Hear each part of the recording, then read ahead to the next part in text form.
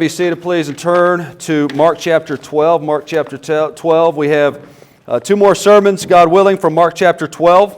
And then Eric's going to preach once, is that right? And then we're going to jump into Mark chapter 13. I did want to say this because Mark chapter 13, if you have any dispensational friends, please bring them when we get into Mark chapter 13. And I mean that with charity, because we're going to be opening this up in a way that is... I don't want to say it's not unique in the sense of if it's unique, that's not a good thing. But in the sense of we're going to the Scriptures and we're going to see what the Scriptures teach in a way that the church more or less has always seen. And so we do want to encourage our dispensational brothers and sisters. I remember when we were pastoring on the Navajo reservation, and I had no idea that there was any other option out there besides dispensationalism. And then R.C. Sproul's Last Days According to Jesus fell into my lap, and it just punched me in the face, and I got Tasha, and I was like, Tasha, you got to come watch this, and we just watched, and our minds were blown open, and so it's been that trajectory ever since. And so anyways, I'm saying that in charity and in love, and so if you do have friends that are of that persuasion, please, they are brothers and sisters in the Lord, no doubt, but I think it'd be interesting for them to hear that. So again, two more sermons. And if you have dispensational brothers and sisters, you don't have to wait until we get to Mark 13. You can bring them, next week too. So, anyways, Mark chapter 12, 38 and 40 is where we are today. So let's read that, and then we'll look at this and open this up. The sermon title, which is rare, I know we usually don't have titles, but there is a title. The Hallmarks of Hypocrisy is what we're going to see today.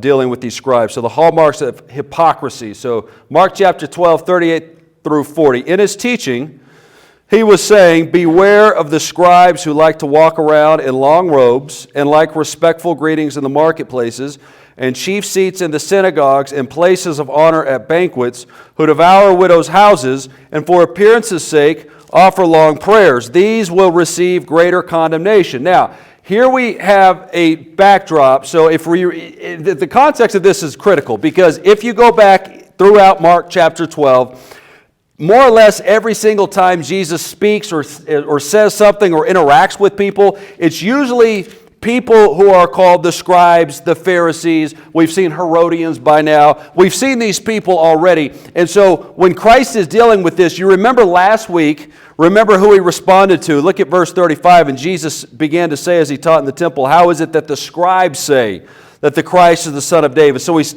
specifically calling out the scribes here. Before that, he was dealing with the scribe who actually said, "Right, teacher, you have truly stated that he is one." And then Jesus saw that he had answered intelligently and said to him, "You are not far from the kingdom of God." So all of his interactions have been with the scribes and the Pharisees and the Herodians and people like that. And so when he gets to 38, what he's doing here is he's calling out the corrupt leaders. And that's important, especially when we get into chapter 13. And you'll see that chapter 13 is by and large, mostly, as we'll see, dealing with the destruction of Jerusalem. Why is Jerusalem destroyed? Because God brings destruction on it.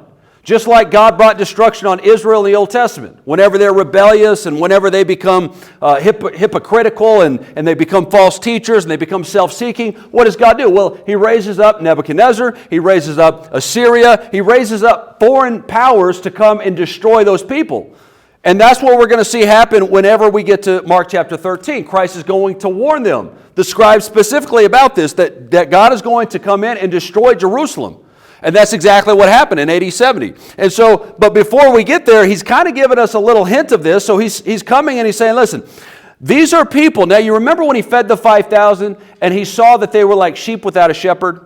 And he sees this, and he says that on a few different occasions, that these are sheep without shepherd, the people without a shepherd. The people that Christ is dealing with in Jerusalem at this time. There are something like, during the Passover festival, during the Passover week, there's something like 150,000 people in Jerusalem at the time when Christ is saying these things. 150,000 in a city that usually holds 30,000. All right, so if you take the population of Clovis, 35,000, 40,000, that's about as big as Jerusalem was. But we all know that, even today, if you look at what Jerusalem looks like, it's much smaller as far as the region goes. It's a much smaller area, but you have more people congested in that area. Well, now you have 130,000 people. So there are people everywhere. And so wherever you go in Jerusalem at this time, there's people. And what Christ is doing is he's recognizing, because we've seen that Christ has the popular support. People are coming to Christ and they're interested in what he's saying. They're intrigued by what he's saying. Nicodemus is coming to Christ at night because he knows, okay, Christ, we know you're sent by God. We know that no one speaks like this man speaks. Remember, they go to arrest him, they come back. Well, where is he? Where's Jesus? Well, we can't arrest that guy. Man, no one speaks like this guy speaks. We can't do that. Remember that? And so what's going on here is that Christ is looking around and he's recognizing, okay, these are sheep without a shepherd. And that's what he's dealing with. This area, the leaders specifically of this time, it's rife with corruption and self-seeking attitudes and false teaching and all the things that, you know what, you see today by and large in our own culture. So this is why, I mean, this is very, very relevant, even though it happened 2,000 years ago, and he's dealing with people that, in a sense, they don't exist anymore. They do exist, but this specific group doesn't exist, but we still have the same thing going on. So here's the question. What kind of leader are we called to follow? What kind of leader are we called to follow? And when we get to the end of this, as we go through this, you know, a lot of this, hopefully, as we look at the hallmarks of hypocrisy, guess what? I have some bad news for all of us. Okay? Raise your hand if you're not a hypocrite. You know, sometimes people are like, oh, I'm not a Christian because, you know, all the Christians are hypocrites. Well, yeah. Heck yeah, I'm a hypocrite, right? But the point is, it's like, look, the point of Christianity is you don't follow a person, you follow Christ, right? You don't follow me, you don't follow a pastor, you don't follow your mom who's a Christian, you follow Christ. So yes, every single Christian is imperfect. Every single Christian is, in a certain sense, they fall into hypocrisy at times, right? So that's what, as we go through this, it's going to be really easy to point to these Pharisees and these scribes, and we're like, man, these guys were the bad. Well, wait a minute. They were the bad guys. No doubt about it, right? What about us? What about us? Okay, let's look at this. All right, now, verse 38, he says, beware of the scribes. Very specific group of people. Beware of the scribes. This is the third consecutive scene that's related to the scribes. Who are the scribes? They're the legal experts. We've seen this before. They're the Pharisees. Every scribe was a Pharisee. Not every Pharisee is a scribe, but every scribe is a Pharisee. They had unrivaled authority in the religious world. All right? This is why what Christ is saying is so inflammatory. He is dropping some serious explosives into the situation because here is as we've seen, he is a Jew. He's a carpenter. He's from the hillbilly north in their eyes. I mean, if you're from the northern parts of the world, it'd be like if you're from rural Alabama or something. All right, and this guy's coming to the center of the seminary, and he's calling out these leaders. And so there's the rub, and that's why they're so upset with Christ. But here's the thing, okay, about the scribes. Remember what Christ has also said. He has also told us that beware. Look at Mark chapter 8, verse 15. And they're on the boat, and they're sailing across the sea here. And he says this in 8:15, as he was giving orders to them. He said, watch out, beware of the leaven of the Pharisees and the leaven of Herod. And again, the Pharisees are the scribes. I mean, the authorities of the Pharisees, the ones who are at the top of the chain of the Pharisee, the food chain, are the scribes. And so he has told them to keep your eye on these guys, right? Beware of what they teach. Be earnest. And when he says have your eye on them, he's talking about being earnest. Be intentional. Consider what they're saying. Watch out for them. There's danger here. And then he begins by calling out their abuses. And there's 4 abuses here. Number one, what the first hallmark of hypocrisy is an obsession with appearance, or an obsession, and I would broaden this, right? Not just appearance, as we'll see, but an obsession for self-glory, an obsession for attention, an obsession when it comes to even the application of this. Okay, look, well, first of all, let's break this down. Okay, an obsession with appearance, how is this? Well, he tells us, right? He says, look in 38, he says they like to walk around in long robes. Now, I was preaching this in Lubbock, and I'm wearing a robe in Lubbock. It's a very awkward situation. What do? No joke. I'm like, okay, how am I going to... Well, here's the thing, right? Here's the catch.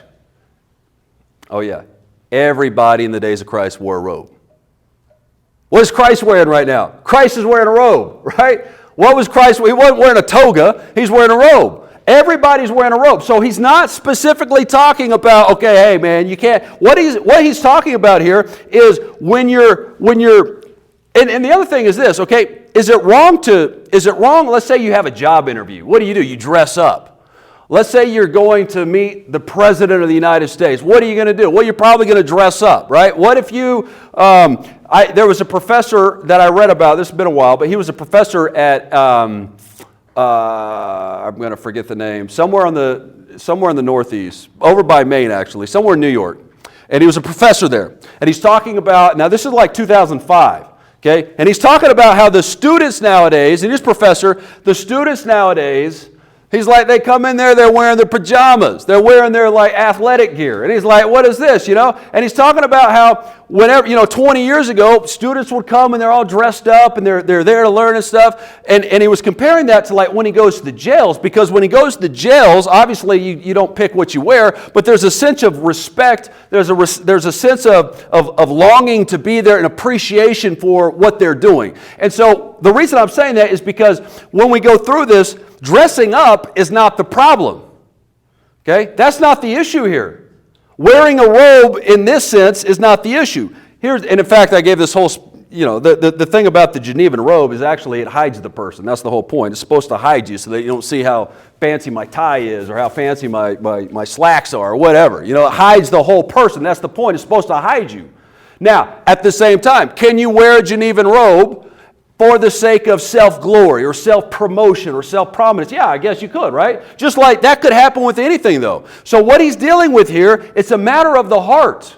You can dress up for the sake of, hey, I want everybody to look at me. I want everybody to notice me. You can go, the same thing happens in our culture today about cars or about houses, right? It's no longer like, hey, I want a nice place for my family to live so that we have like somewhere to live or whatever. Now it's like, hey, I want my neighbors to know I've made it.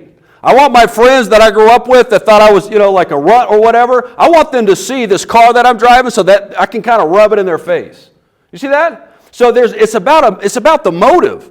You can have a nice car if you have the right motive, if you have the right heart. You can have a nice house, you can dress up or whatever, but behind that is the heart. What's the motive behind this? Why are we doing this? And that's the problem that he has here, because notice what he says. It's not just dressing up, but what are they doing? Look at verse 38. They not only dress up, they like to walk around in this stuff, right? What's the idea here of walking around? Well, they want to show off. They're going around, they're like, hey, they're not content with just like being here. They want to make sure everybody's seeing it. That they're drawing attention, everybody's attention. It's one of the commentators said, this is needless locomotion for the purpose of display. It's like a peacock, They're like walking around, they're like, hey, look how pretty I am. Look how beautiful I am. Look how glorious I am. Look how righteous I am. Look at my piety. Look at my learning. Those kinds of things. That's what they're doing here. So, here's the thing. And look at James chapter 2. And I think this kind of gives us some perspective here. Because James chapter 2, look at 1 through 9. He's talking about, there's favoritism here. Look at verse 1. My brethren, do not hold your faith in our glorious Lord Jesus Christ with an attitude of personal favoritism. For if a man comes into your assembly with a gold ring and dressed in fine clothes,